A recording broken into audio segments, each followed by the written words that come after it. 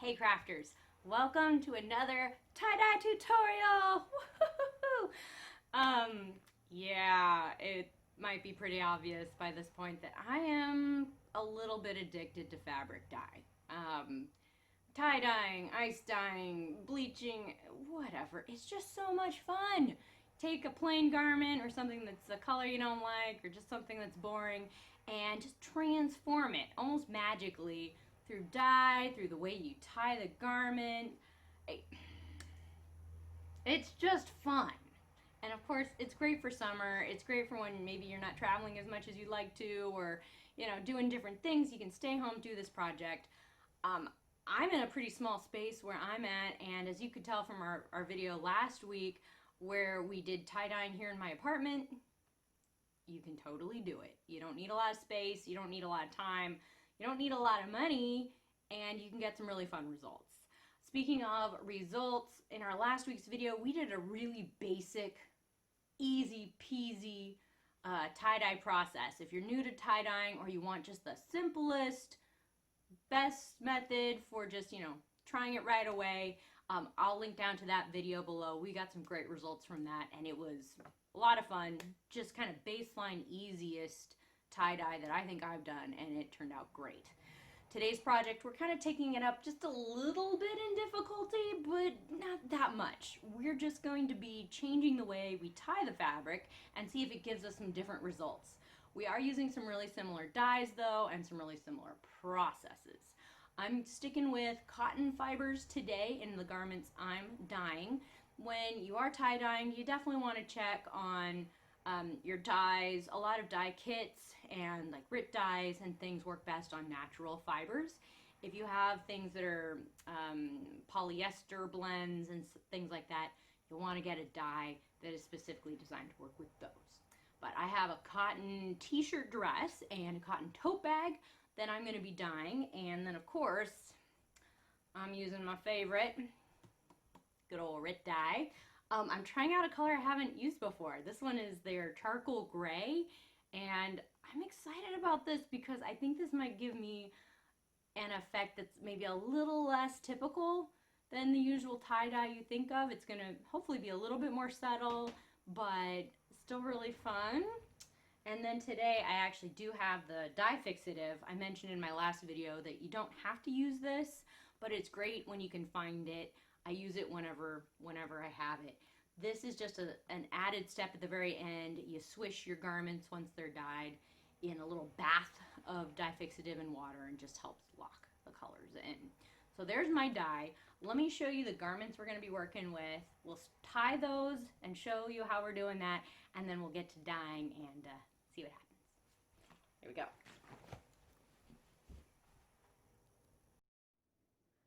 Okay, here are our pieces to start with today. I'm starting with a dress. It's kind of a boxy t-shirt dress. I upsized a little bit on this one because I know it'll shrink a little bit in the hot water dyeing, and I also want it to be kind of this boxy midi length. We'll see how that one turns out. I couldn't get it in white, but then this plummy purple kind of mauve color caught my eye. It was the only one available in the size I wanted, and I thought, why not start with a color underneath and then dye over that existing color? It will save me from having to dye an item twice, and it will definitely add some interest. So I'm excited to tackle this purple. I think it's going to be really fun. Then we're also going to be trying, let's see, one of these guys, a large white canvas tote bag. So obviously they're going to dye a little differently because one's white and one is purple, but I am going to use the same color dye on both.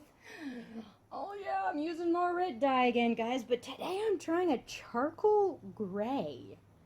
I'm really excited. I haven't tried the gray before, and I think that kind of cooler neutral is going to be really nice over the purple. It might tone the purpley down just a little bit, and I think it'll still look really cool on the white tote bag. So I'm excited. Let's get to the tying part, and then we'll get to the dyeing. Okay, well, our dress is starting to look a little more like a sea creature than a dress, but I did get those starbursts kind of going, zigzagging across our dress.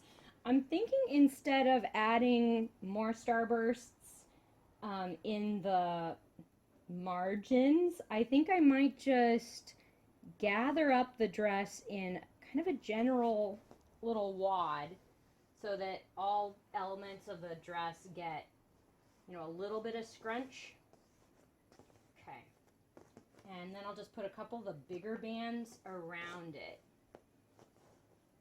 Oh boy.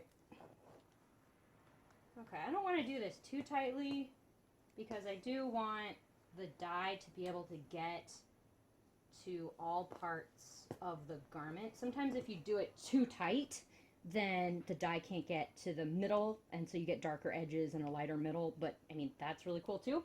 I think I'm just gonna add maybe a couple more here to the edges just to scrunch them in a little bit and give the untied areas a little bit of texture even though they don't have starbursts on them. I want them a little scrunched, maybe a little watercolory looking. We'll see if it works. Okay. Okay, I think that's good enough for this guy.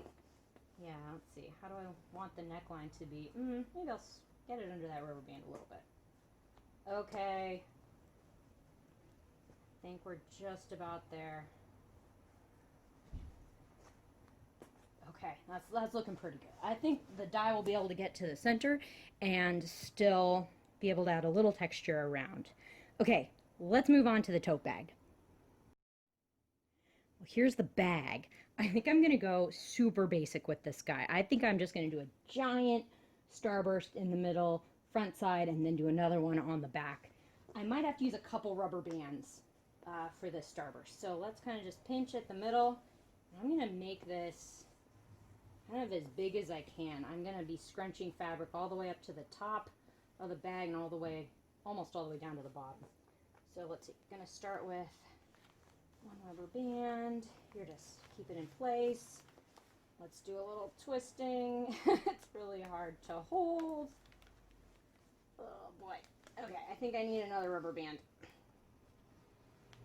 This is going to be a giant starburst. So maybe I'll get this on here, get it around, kind of wrestle it a little bit. The more you do it, the easier it gets. Okay, wow, that really does look like a unicorn accessory there. Okay, so we've got our front starburst. I wonder if I want to make it even bigger. Let's leave it that way for right now. And let's see if we can kind of do the same thing on the back. It's really hard to tell the middle, but thankfully there's some creases that'll guide us a little bit. Okay, I think this is the middle. Yeah, looks pretty good. Okay, giant grab and twist here. Here we go. Oh boy. Let's see. Okay, I think I need another rubber band again. Try to just, you know, even out the bands as much as you can. All right, what's a good size? All right, here we go. Here's another one.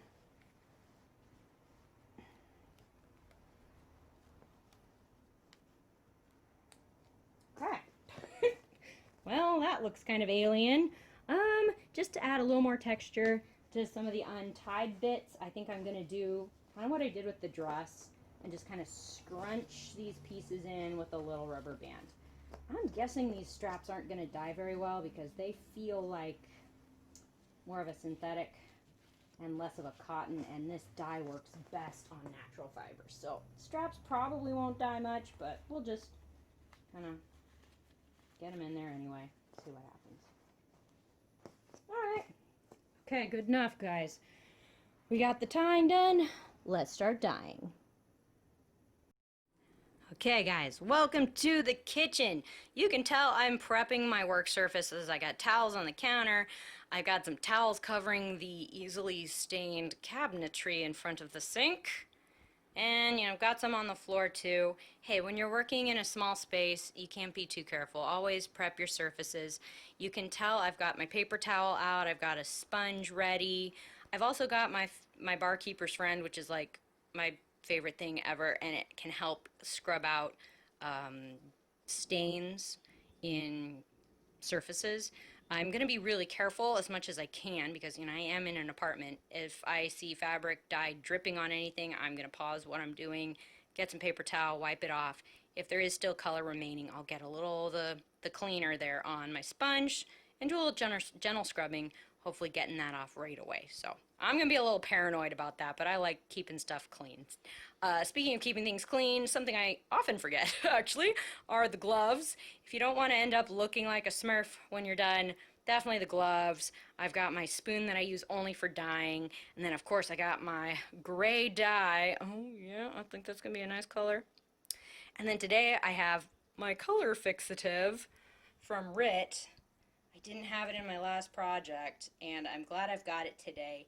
This is just a last step. I will soak my fabric in this once it's dyed, just to try to keep that dye locked in even more to my fabric. So I'm going to fill up one side of my sink with really hot water. I'll use some water from my hot pot and then some water from the faucet, and we'll show you how that's looking, and we'll get the dye going. Okay guys, I think we're almost there. We got our sink full of really hot water. Let's add in the stuff. Woo! All right, time for gloves. Wow.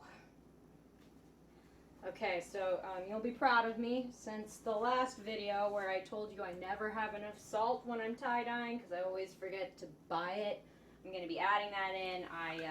I bought more. And if you read the back of your dye bottle, the Rit Dye gives you great instructions, also some tips for different types of fabric. Since my fabrics are cotton, they suggest using about a cup of salt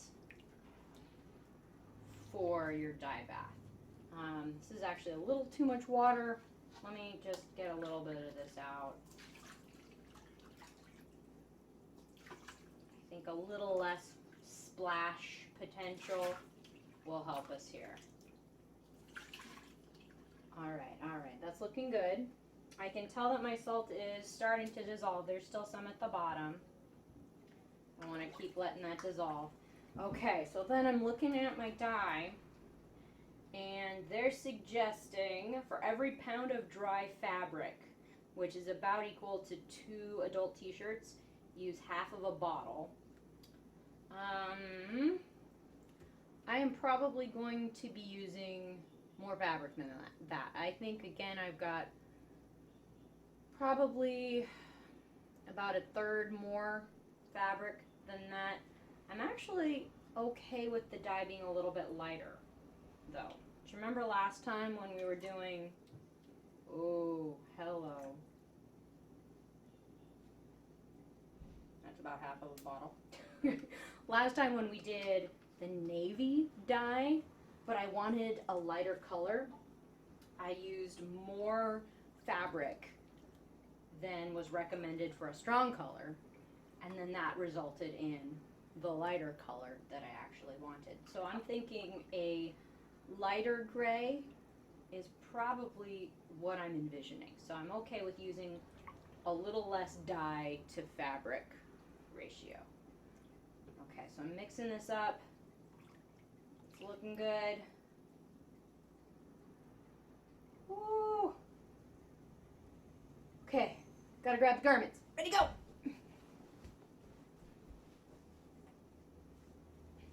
Oh, got him. All right. Okay, here we go. I'm gonna put the bag in first. I just kind of want to see what this color actually kind of looks like just on first dip. Huh. Okay. It's almost seems like it's got a little beige tone to it. Awesome, awesome. Let's soak that in there. Okay. Dress time.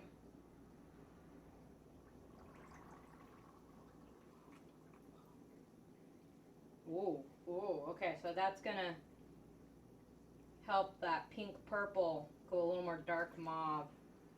I'm not gonna get like a clear gray tone on this, but it's gonna darken what was there. Oh my word. Okay. So the Rit Dye recommends soaking your fabric for at least 30 minutes. I'm going to be kind of stirring them around and checking on them just to make sure they don't get too much darker than the color that I want, although I do have to keep in mind that some of it is going to wash out in the wash. So I'm going to set a timer, and I will see you guys in a few minutes. Okay.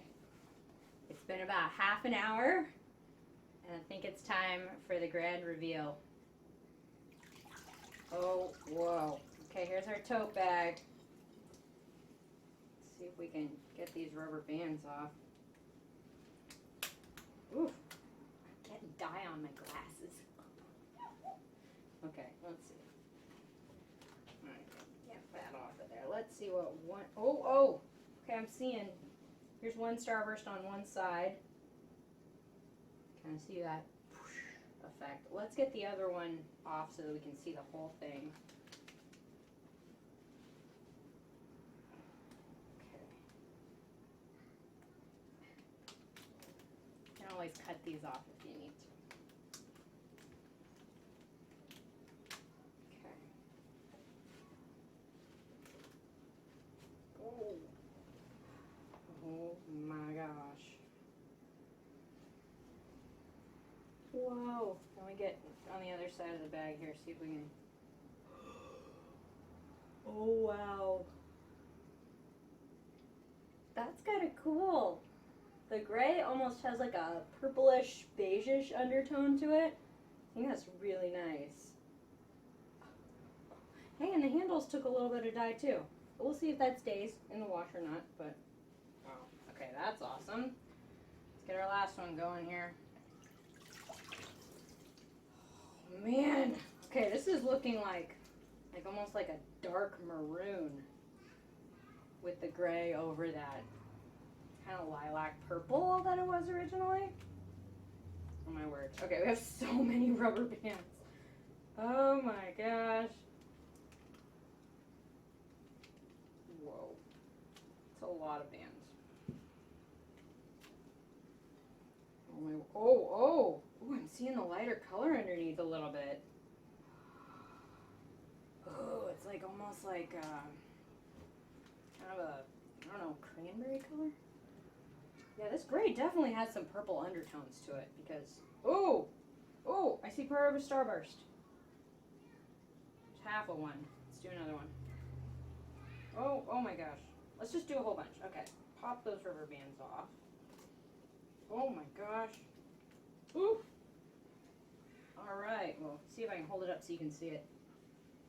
All right, we've got a whole bunch of starbursts going on right there. Oh, that's kind of cool. Okay, got more to go though. Oh man. Ooh. I'm excited to see what this looks like once it's been washed and dried. You know, the color always washes out a little bit. It always looks lighter than it does when it's wet, of course. So we'll see what it turns out finally. But this is, oh my gosh, this is looking really cool. Okay, let's find the top of the dress. See if we can pull it up. Oh my gosh. Okay. Dress all the way up. Oh, we even got some on the bottom. Oh man. Okay. Wow. Okay, so my next step, I'm gonna wash these out in the sink, try to get out some of the excess dye off. And then since I do have Rit Dye today, I'm going to drain the dye and then fill up my sink with clean water, add probably about half of a bottle of this, and let the fabric sit, stir it around for about half an hour. And you don't have to do this step. In my last video, I didn't have fixative, so I didn't do it. But I think it does help to just lock the color in a little bit more. And I think I want to do that with these guys because I like how they're looking right now. So that's my next step. Then I'll get them in the wash and we'll show you how they turn out. Okay, see you then.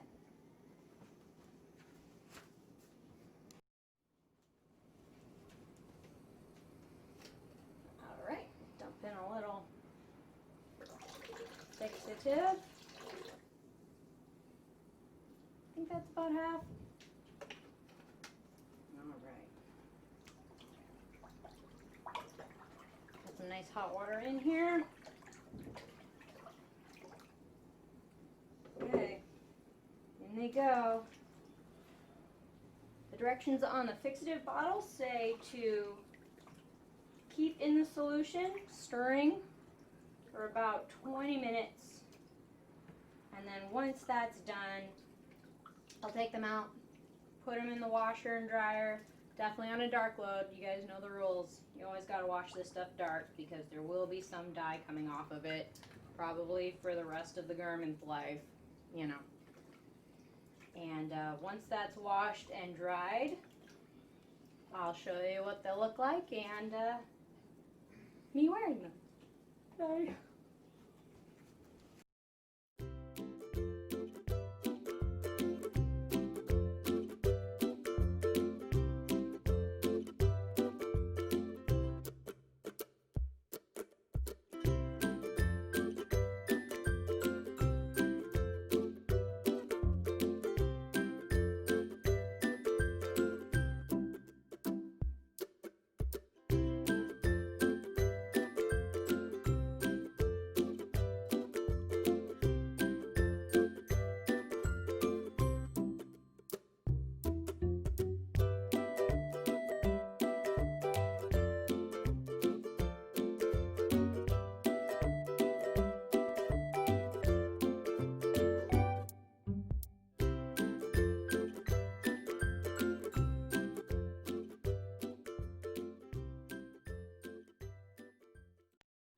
There you have it, crafters.